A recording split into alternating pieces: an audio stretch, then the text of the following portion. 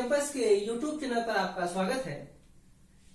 मैं आप लोगों को आज दक्षिण अमेरिका के सेकेंड पार्ट को बताऊंगा। देखिए, जो वर्ल्ड की मैपिंग है इसको करने से पहले मैं बताया था कई बार, आज फिर से बता रहा हूं कि आपको एटलस जरूर होना चाहिए आपके पास। थोड़ा आसान हो जाता है चीजें, उसको देखने से कुछ कॉन्सेप्ट जो होते हैं वो दिमाग में बन जाते हैं।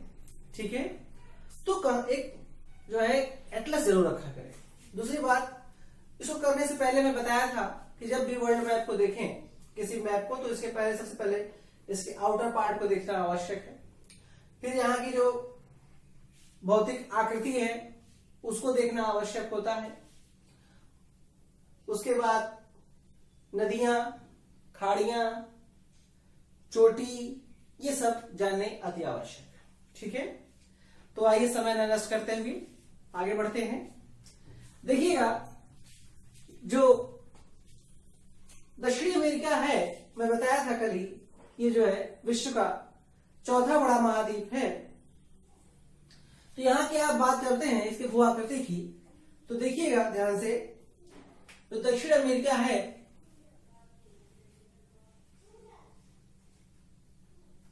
यह जो है, अगर इसकी बात करें, यहां की सबसे जो लंबी पर्वत श्रृंखला है उसका नाम है एंडीज पर्वत। ध्यान दीजिएगा, एंडीज पर्वत यहां की सबसे लंबी पर्वत श्रृंखला है। एंडीज पर्वत श्रृंखला अगर आप देखिए ध्यान से, तो यह कोलंबिया से लेकर, कोलंबिया में है और ये वेनेजुएला में भी है। ठीक है, तो यह वेनेजुएला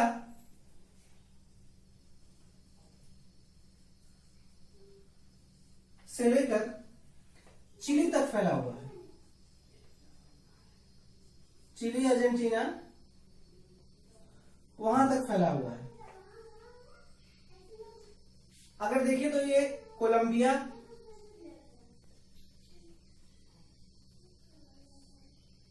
इक्वेडोर,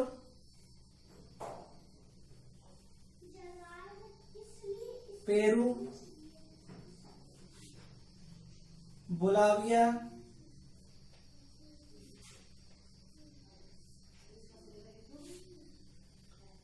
अर्जेंटीना,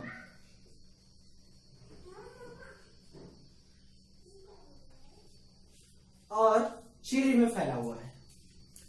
देखिए, इतनी लंबी पर्वत श्रृंखला है, ध्यान दीजिएगा। लगभग माना जाता है कि यह जो है लगभग यह 7200 किलोमीटर लंबी है। ठीक है, समझिएगा, 7 देशों से होकर गुजर रही है।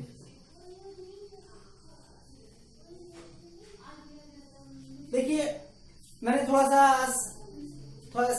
विस्तार से बताने के लिए सोचा, क्योंकि मैंने सोचा कि जल्दी जल्दी बताते हैं तो चीजें कॉन्सेप्ट नहीं हो पाती, और कॉन्सेप्ट नहीं बनेगा तो चीजें याद नहीं रहती। ठीक है, समझिएगा। तो ये जो पर्वत श्रृंखला है अगर देखा जाए तो यहां हम जानते हैं Venezuela, Colombia, Peru, Bolivia, Argentina, Chile, ये दोनों देशों से होते हुए आगे बढ़ते हुए चलती है। तो एंडीज पर्वत श्रृंखला, जो कि विश्व की सबसे लंबी पर्वत श्रृंखला है, यह दक्षिण अमेरिका में स्थित है और 7200 किलोमीटर लंबी। अब हम बात करें अगर इसकी, तो देखिएगा यहां पे हमने क्या देखा कि यह जो है विश्व की सबसे लंबी है।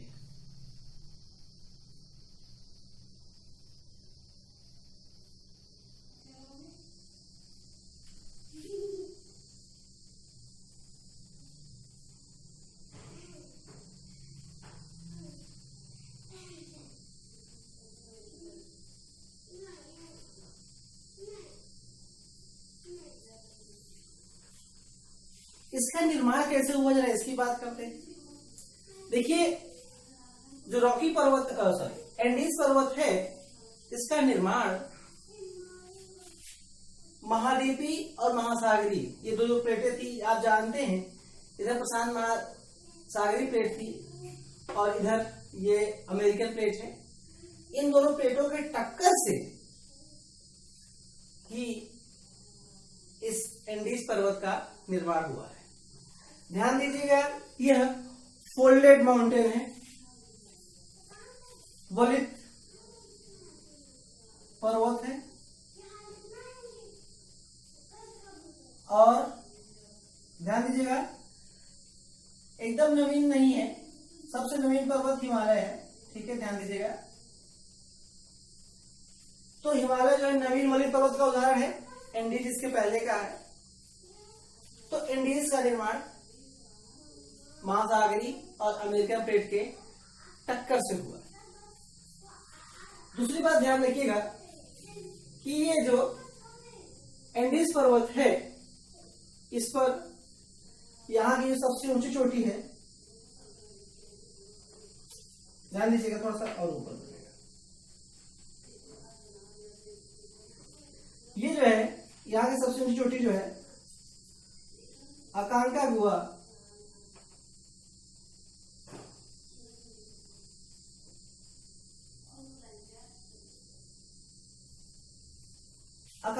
है। यह दक्षिण अमेरिका की सबसे ऊंची चोटी है। इसकी अगर ऊंचाई की बात करें तो इसकी ऊंचाई लगभग 6,960 मीटर है।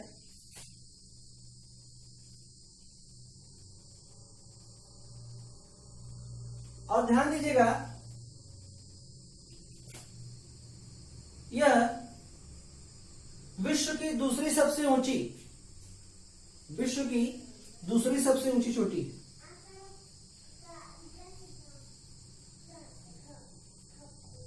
हम जानते हैं जो पहली है वो आपकी माउंट एवरेस्ट है।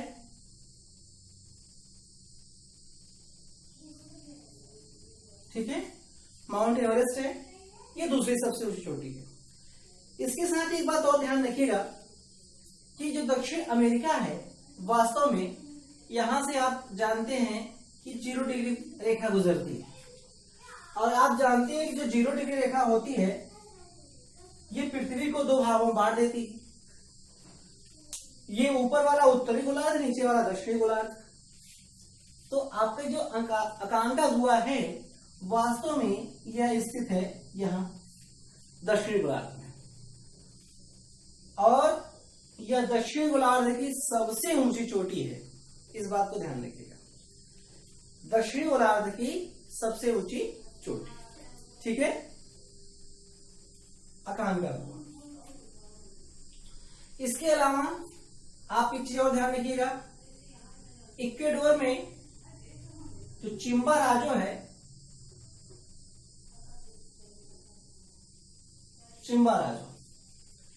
यह यहाँ की सबसे ऊंची चोटी है इक्वेडोर की। इसके अलावा आप जानते हैं एक बात और कि इक्वेडोर में ही एक है कोटोपैक्सी।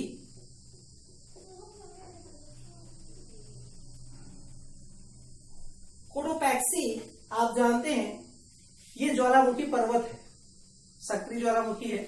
ठीक है, माना जाता है यह दूसरी सबसे ऊंची चोटी है। ठीक है, दूसरी सबसे ऊंची ज्वालामुखी पर्वत है। इसके अलावा आप जानते हैं कि इसी एंडीज पर्वत श्रृंखला में ही एक ज्वालामुखी पर्वत और है जो कि शांत ज्वालामुखी है, जिसका नाम है ओजस डेल सेलेडो।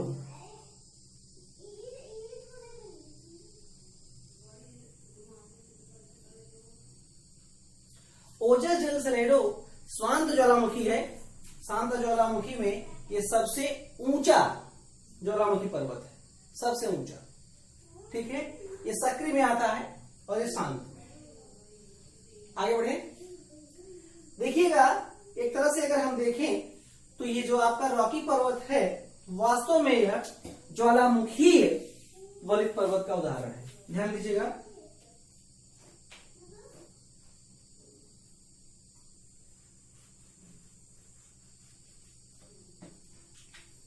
ये जो है ज्वालामुखी वलित पर्वत का उदाहरण है, ये ध्यान रखिए। अर्थात एंडीज पर्वत श्रृंखला में कई तरह के ज्वालामुखी है ना, 7 देशों में फैला हुआ। इसके अलावा अगर आप देखिए तो रॉकी पर्वत में, सॉरी बार बार रॉकी पर्वत का नाम याद आ रहा है, एंडीज पर्वत श्रृंखला में कुछ और भी पर्वत श्रृंखलाएं हैं। देखिएगा, वास्तव में एंडीज पर्वत श्रृंखला को एक नाम से और जाना जाता है। ये भाग है एक तरह से, आप जानते हैं, पश्चिमी कॉर्डिलेरा की।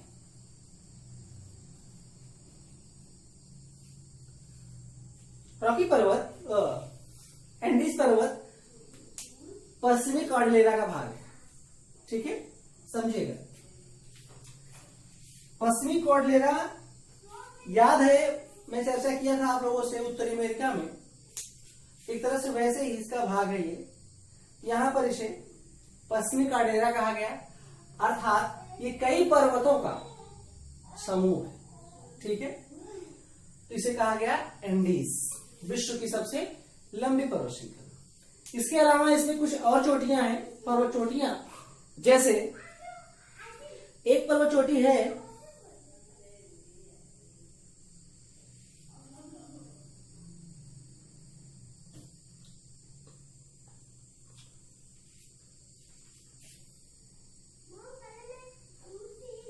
कोरापूना, ये जो है पेरू में, ठीक है, ये पेरू में स्थित है।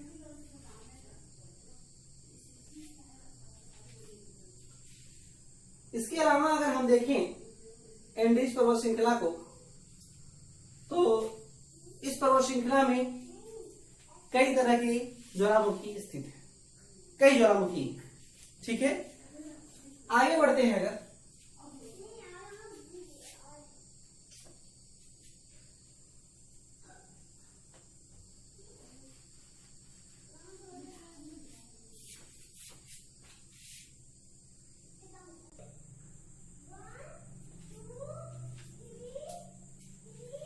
देखिए, अब हम थोड़ा देखेंगे दक्षिण अमेरिका में कुछ जो उच्च भूमियां हैं उनको ध्यान देंगे, समझिएगा। देखिए, वास्तव में इधर जो है कुछ पठार हैं, जरा उनकी सूची हम देखते हैं। जैसे देखिए, जो एंडीज पर्वत श्रृंखला है, वास्तव में इसके अगर देखा जाए समीप ही बोलाविया में बोलाविया का पठार स्थित है, समझिएगा। उत्तर देखें तो उत्तर में इसके गिनी का पठार स्थित है, गिनी का पठार। उत्तर पूर्व की ओर देखिए ब्राजील में, तो ब्राजील का पठार, और ये ब्राजील का पठार जो है ब्राजील उच्च भूमि में स्थित है, जिसका विस्तार अर्जेंटीना तक है, समझिएगा। इसके मध्य में देखा जाए तो माटो ग्रासो का पठार, समझिएगा। एक तरह से ये लोग जो है जल विभाजक का भी कार्य करते हैं, और सबसे बड़ा जल विभाजक तो आपकी एंडीज पर्वत श्रृंखला होती है। एंडीज पर्वत श्रृंखला ये सबसे बड़ी जल विभाजक रेखा भी होती है। इसके अलावा अगर हम बात करें तो यहां पर 2 मरुस्थल भी हैं, जरा देखिएगा, इन मरुस्थलों को भी देख लेते हैं जरा सा। देखिए, यहां पे एक मरुस्थल है, ये देखिए, इस मरुस्थल का नाम है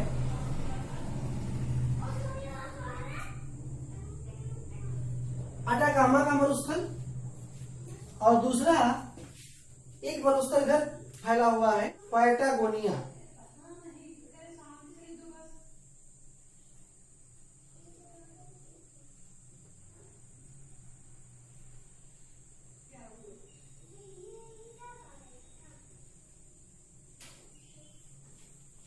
तो यहां पर 2 मरुस्थल हैं, एक है अटाकामा का मरुस्थल। अटाकामा का मरुस्थल दक्षिण अमेरिका का सबसे बड़ा मरुस्थल है, ध्यान दीजिएगा। इस मरुस्थल का विस्तार यहाँ पे देखिएगा, अक्सर जो है वास्तव में हम जानते हैं कि अक्सर जो है कोई महाद्वीप होता है उसके पश्चिम में मरुस्थल का विस्तार हो जाता है। क्यों? क्योंकि यहाँ पर जो समुद्री हवाएं होती हैं, आप जानते हैं, यहाँ से ठंडी समुद्री हवाएं जो जाती हैं विषुवत रेखा की ओर, और इस कारण से ये इस तट पर जो है यहाँ पर जो वाष्पीकरण की प्रक्रिया होती है उससे बाधा पहुंचाती है, समझेगा। यहाँ पर जो अटाकामा मरुस्थल है यहाँ वो उसी का परिणाम है, क्योंकि आप जानते हैं यहाँ पे पेरू जल धारा बहती है। इसके अलावा एक मरुस्थल और है जिसे कहते हैं पैटागोनिया का मरुस्थल। देखिए पैटागोनिया का मरुस्थल जो है ये अर्जेंटीना में विस्तृत है, और यह जो है काफी आर्थिक दृष्टि से अर्जेंटीना के लिए महत्वपूर्ण है।